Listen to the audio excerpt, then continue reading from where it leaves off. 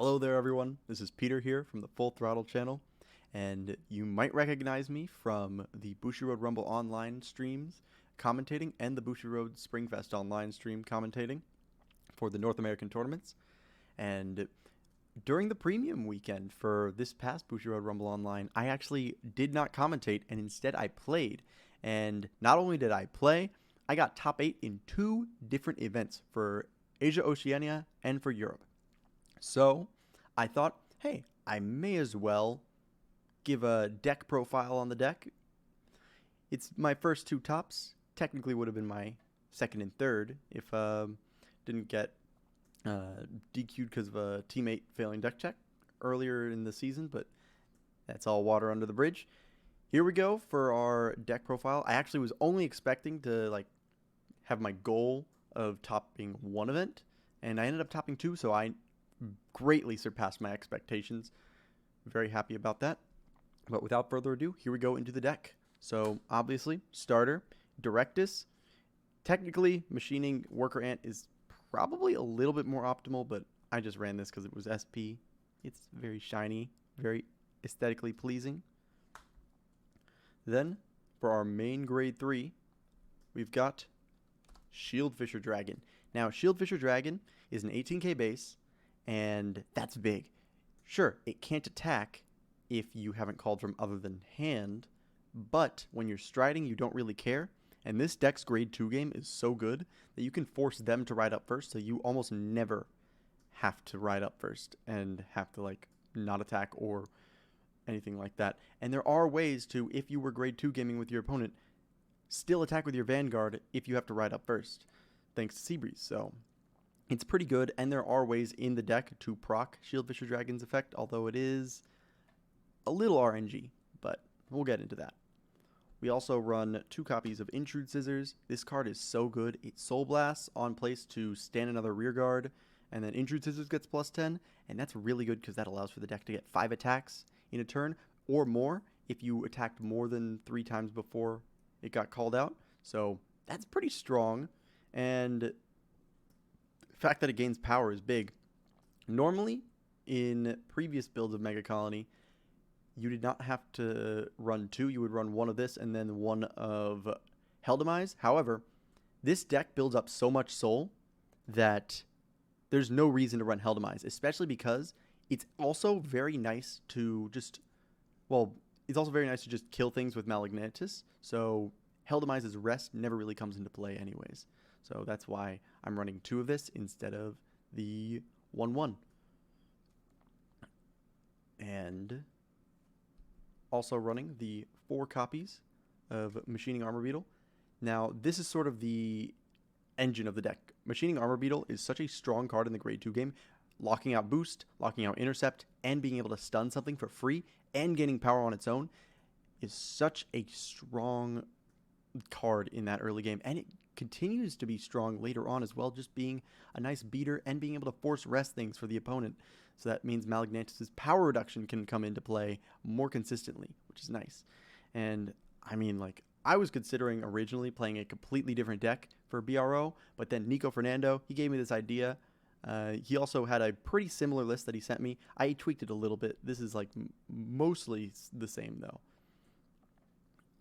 But we also do have our consistency piece of Machining Scatterhorn. Machining Scatterhorn is such a good card because you can search for your Machining grade 1s, which is the big thing.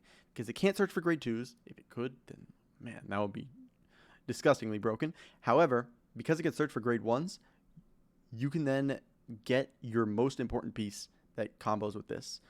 But in addition to other machining pieces, we have Machining Princess. Machining Princess is very good in the mid to late game. Once you start striding, this thing allows you to attack more than 5 times in a turn, and with Malagnatus' power reduction, and with the fact that you have a Persona Ride Vanguard, that really stacks up. That can force you to, or that can force your opponent to require 12 cards in hand just to block your turn, which is amazing. Then we also do have 2 copies of Machining Mantis. Machining Mantis, this is the card I'm probably cutting. This was what Nico was running that I was a little iffy about, but I lost my 4th copy of Machining Princess. I don't know where it went. It had been years since the last time I touched that card. So that's why I'm running this. I would have run probably another princess and another hornet instead, just to make the consistency of Scatterhorn's search a little bit easier as well. And also some other options that I've been thinking of as well, but those are for you all to find out later. Anyways, this is the main player of the grade 1 lineup, Machining Cybister. This combos so well with these two because both of these have an ability that is an act to rest one of your rear guards and stun something. This has an effect of when it's rested by one of your own skills, which means that using either one of these to proc this is very good. And the skill of, like, the reward for resting this is that you get to look at the top 3 to search for any machining you want and call it. And that's huge because that means that you get to go +1 while harming your opponent's game plan actively. And not only that, you can do this multiple times per game. It's a hard once per turn, sure, but like it's pretty good just for deck compression and just for going plus, and you can build a board for pretty much free. It's very nice. Then, of course, the Brilliant Blister. Brilliant Blister is a staple card. Not really a reason not to run this. It's such a good hand trap, and because the deck does not use as much, well, it builds up so much soul. Not even that it doesn't use as much soul. Because it builds so much more soul than before, that means that you can actually use the first effect, the one that Soul Blast to draw a card. You can use that more often than before, because before it was a bit of a neg to do that, because it would then harm your later plays. You have to be very careful. Soul management, non-existent in this deck. You just have the soul.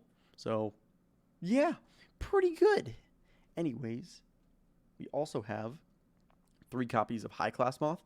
Amazing card. It's a grade 3 in deck and soul, so that means in deck you can search it with this guy, or not this guy, and then you can just find it with anything that searches for grade 3, such as this.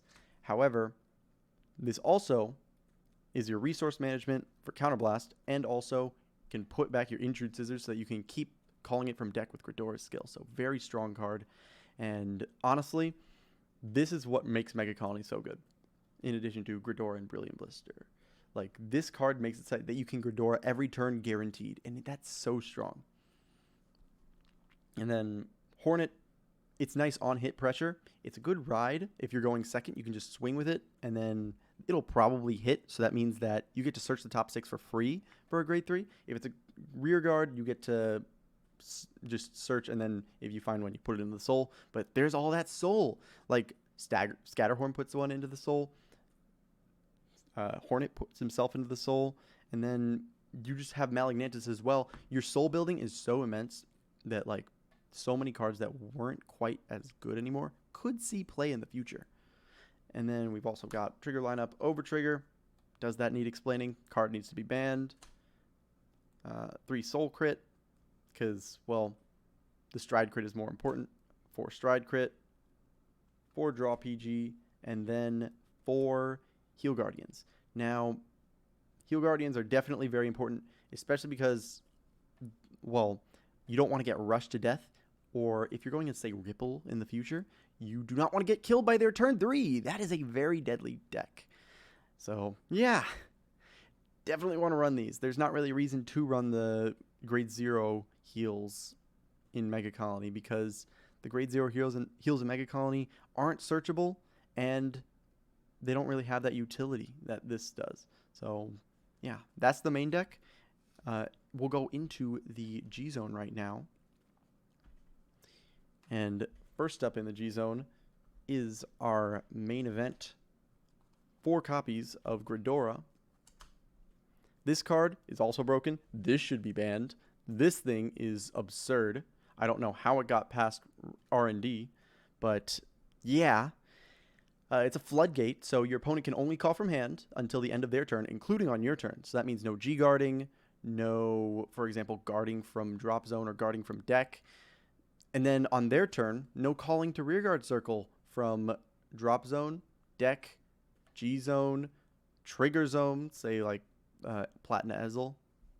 So pretty strong card. And then it also has the ability, an offensive ability as well, of Soul Blast 1 to call out a grade 3 from your deck and give it +10. So you just call out the Intrude Scissors and you get 2 extra attacks instead of 1. I don't know why they decided to make that part of the card as well, but It's appreciated. It makes the deck not bad because 3 attack decks are not the greatest right now.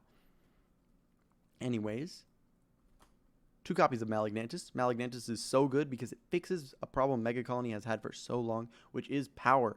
Mega Colony had very little power gain for the longest time, and this has a better version of power gain because it reduces the opponent's power, which means that since it's reducing their power, anything you call that's new still counts towards this instead of just giving things that are already their power. So that means like it carries over for the whole turn, which is very nice.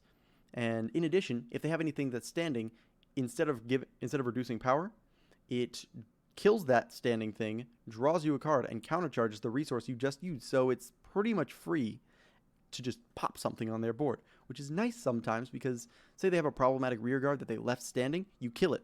Boom. And then there's also to Overwhelm. Overwhelm, very nice card to have in specific matchups, say like OTT or Overlord or pretty much anything where you just want to build a hand and your opponent doesn't really care about your Floodgate. So, yeah. Oh yeah, Gridor also stuns the board for some reason. Like, that's the most Mega Colony part of the card. Everything else is just like a create a card nonsense. Speaking of nonsense, Obturandus. Obturandus has gotten better and better over time because more and more decks will empty their board and then call it back out on the next turn. This is very nice against things like, say, Jewel Knights, because then Salome is vanilla, or against Bermuda Triangle, because then they can't do anything, because Bermuda Triangle normally can get around your Floodgate, but not around Obturandus. And because of Malignantis, you can actually get some offensive power behind it, and because of Princess, you can actually get some multi-attack. So, overall, very powerful and very appreciated. Then, Seabreeze. In most decks, Seabreeze is like a nice card to have, or it helps for optimization's sake. For this deck, you have to run Seabreeze. Seabreeze is so important because if you ride up after grade 2 gaming, you need to go into Seabreeze so that your Vanguard can attack. So that you don't just go -3, because that would really suck. But yeah, it's very nice to have this. I actually did go into this a few times, and those few times that I did, all but one of those games, I won. One was off of going into this offensively. One was just going into this and swinging rear guard against Nightmare Dolls and denying them resource. And then another was when I lost. So yeah, I could have played the matchup where I lost while going into this a little bit better because I definitely should not have grade 2 game for as long as I did. I should have just realized, oh, I'm probably not going to win the grade 2 game. I'm just going to ride up, swing rear, and just give them no resource. But hey, we learned some, and that's always important. No one is perfect. And now for the G guards, we got 2 Crueble. This card, Soul Blast, to gain 30k shield. Very nice. Mega Colony desperately needed a big shield because all their G guards kind of suck until Crueble. Crueble is their first good G guard. And man, it's very weird to have a good Mega Colony G guard because for the longest time, it's hurt. It's hurt. Anyways, we've got 1 Relish Lady. Relish Lady is actually not the worst with Shieldfisher because Relish Lady with Shieldfisher is 33k, which means that you are actually going 1 to pass. Normally, Relish Lady is a still pass, and you have to keep guarding. But now with this, you can do this and a Brilliant Blister and go 2 to pass, and you're still interrupting your opponent's board and gaining resources. So it's very nice to do. Then 1 Grisfort. This is very nice in decks, like in matchups that have decks that require boosting, say Regalia, say a Bermuda Triangle player that has Crook or Spica, can just shut those down very quickly. Or if they just leave any pesky rearguards standing in the back row that they're not going to rest anyways. Helps you meet your requirements from Malignantis to just reduce power. And then finally, Dismal. This card's so important because, well, technically, it's not the most important. It's probably the least important G-Guard of it, but it's very nice to have because that means that you can actually protect, say, an Armor Beetle, because Armor Beetle disables boost. Armor Beetle disabling boost then means that 1 column cannot hit your Vanguard because most decks cannot hit the Vanguard unboosted if it's an 18k base. And hitting a 28k, say that you hit a defensive, just makes it so that pretty much every deck in the game, except for, say, Eradicators with going into Exterminate, just can't do anything. So this is very nice in a lot of matchups. because you can just make it say, okay, you got an Excel 2. Too bad, your grade 3 on an Excel 2 can't hit me. Or Leslie on an Excel 1 still cannot hit you. Very nice to have. And then also our protect markers and our quick shield. Not really much explaining to do about that, but you know, you have to run them because I have cards that generate those. But yeah, this deck, I remember Nico had told me about like this idea because he had first came up with one idea that involved Shieldfisher. I'm like, seems a little weird. I don't know. The consistency seems a little out there. And then he's like, Peter, here's another idea. And he put down this, well, a very similar list to this. And I'm like, interesting. And he's like, Peter, tested some games with this. This is legit. This is so good. And I'm like, okay, I'll try this. I then tried some games with this. I did very well with this. I went to then like a few locals with this deck, won those locals. I then, just did my stuff. Felt pretty good about that. And I mean, I made top 8 in 2 regions, so definitely speaks towards the deck's power. Technically, one of those regions was a bit of a cop-out because one person who I technically bubbled out in Asia Oceania, and then I got like 10th, and then one person in top 8 overslept and for the top 8, and I ended up just getting to play because he overslept and did not wake up until after the top 8 had ended. But hey, that happens. It's unfortunate for him, though. He did end up getting top 8 in EU as well, so it sort of balanced out. And, I mean, it was nice for me. I was very happy.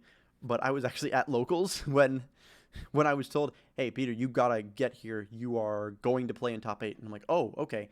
I ended up driving, going very fast. A little too fast, if you ask me. But, hey, we don't talk about that. But yeah, I made it there in time, and then I played. I played horribly because I was just mentally checked out. I'm like, wow, I made top 8 twice in one weekend. I feel amazing. And because of that, I just played horribly. I played against Noto, very good player, and I just sort of gave her so much damage, which I should not have done. And then against Nico, I actually played him in top 8 as well in EU. I did not play that great as well because that was the matchup I mentioned earlier where I lost the grade 2 game, and I should have gone into Ride Up Seabreeze a little bit earlier, a few turns earlier actually, and I could have also put an Armor Beetle in the back row and rested it so that it would have forced more just awkward numbers for him. But hey, that happens, and at the end of the day, it was a learning experience, and now that I've learned about the fact that I mentally checked out a little too quickly, I can fix that for myself and play better in the future, hopefully at a BCS. But yeah, this was the list I used, and I've seen a lot of people really like this list as well. So yeah, credit goes to Nico Fernando for this idea, and credit to you for watching. But yeah, thank you for watching. This is Peter. You are watching the Full Throttle channel. And be sure to like and subscribe. If you have any questions, be sure to put them in the comments. If you want to see the deck log, I will put it in the description. So be sure to check there. And as always, I'll see you guys next time.